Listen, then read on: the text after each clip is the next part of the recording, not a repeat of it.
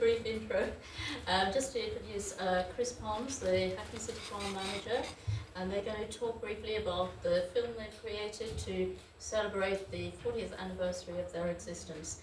And we've had a long connection with them because we have their archive here at Hackney Archives, and there's a small selection just on one of those tables over there for you to look at. Right. Brilliant, thank you very much.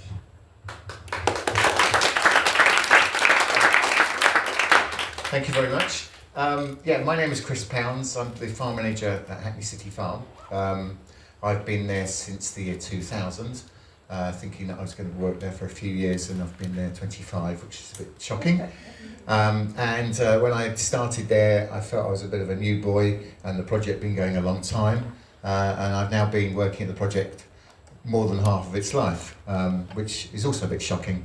It started in 1984. Some local people were listening to Radio 4, and on the Woman's Hour, a lady called Janet Goldman heard about City Farms and gathered together with a few other people, one of which is in the room here today, Dave, and they got together and wanted to replicate the City Farm in Kentish Town that they'd heard about and make something in Hackney.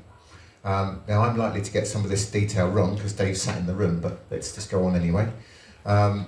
They looked around the site, looked around Hackney for a site to go to, and they were helped by London Borough Hackney, who identified 3 or 4 sites for a city farm.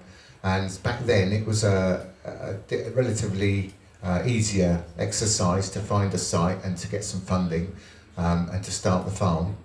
And they found the site in Goldsmith Row, and it was a derelict lorry site, and there's a lot of waste on the site and contamination, and they cleaned it up and started the farm there. And it then progressed and had the animals, and had the growing side, and a small cafe and a pottery. And basically over the years we've had to change with the times, and so the project that started back in the 80s, like a lot of sort of community projects, has had to morph and change its direction and its vision. But we still hold those important values of providing a place for people to see animals and to be involved in the green space, in ecology and in environment, living in the city. But we now have a lot of other activities going on site, and we do quite a lot of social enterprise, so that we have a much more sustainable financial state going into the future. One of the things that you'll see on the film we're about to show you does explain some of the things we've done over the years, and we've never been afraid of doing things and stopping doing things as well. So sometimes the things are right for the time, and the time changes. And one of the things there was a PRU, a pupil referral unit, and we provided education for up to 10 young people who've been kicked out of Hackney schools to come to the farm and do their education there.